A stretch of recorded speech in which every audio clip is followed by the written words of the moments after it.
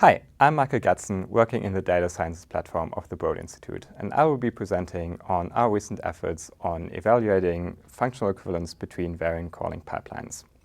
So generally, benchmarking variant calling pipelines focuses on this competitive aspect of beating the competition.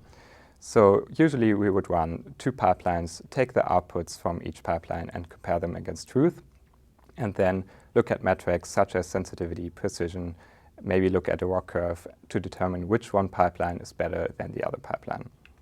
Recently, however, we were faced with a different problem because as studies become larger, datasets will be more useful when they're combined. So realistically, we need to combine the results from different methods, tools, and pipelines into larger datasets.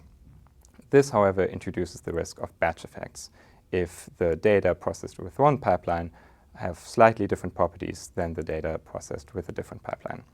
This is hugely important for projects like the All of Us research program, where samples from 1 million participants are collected and processed at 3 different sequencing centers across the US. Another project where this is important is the Dragon JTK pipeline, which is a joint development project with Illumina, where they provide a proprietary hardware-accelerated version of the pipeline, and we, the Broad, provide an open-source software implementation of the pipeline, and we're working together to ensure that the outputs of the two pipelines are compatible and can be combined. So really the question is less of which pipeline is better, but how similar are the pipelines, and how can we ensure that data from different sources can be used interchangeably without risking any batch effects. So we cannot expect binary equivalency between the files, but we can determine if the two pipelines are functionally equivalent.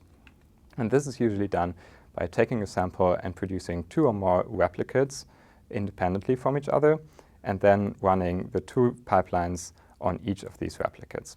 And then we can compare the differences between the tools run on the same replicate, which we call the inter-tool difference. Since we have multiple replicates, though, we can also compare the differences between the replicates run with the same tool, and this is what we call the intra-tool difference. And if we find that the inter-tool difference, which is the bias due to the difference in tools, is smaller than the intra-tool difference, which is just the noise inherent to genomic data analysis, then we determine these 2 pipelines to be functionally equivalent. So how can we quantify these differences? Usually the Jaccard score is used to sort of measure the concordance between 2 variant call sets. However, we found that this metric cannot capture slight but significant differences in the quality of the calls. So we also need to look at performance, and for that we would usually look at ROC curves. However, ROC curves also don't convey all the necessary information. So we propose the use of these F1 plots, which quantify the absolute F1 score inter- and intra-tool differences between 2 pipelines across a realistic range of quality thresholds. So this method really provides a framework for a 3-way comparison between the outputs of 2 pipelines as well as a corresponding truth.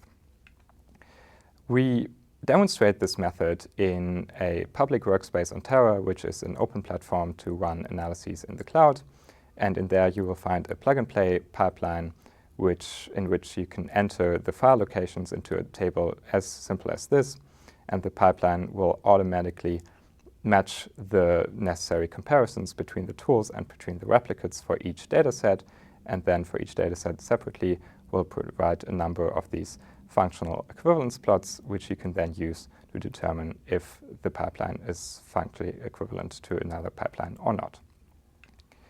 So this is really a highly generalizable method for comparing different configurations, tools, and pipelines. And you can find this information and much more in our GitHub repo, so please check that out. And we're always very happy for any questions and comments, so please don't hesitate to contact us at any time. Thank you.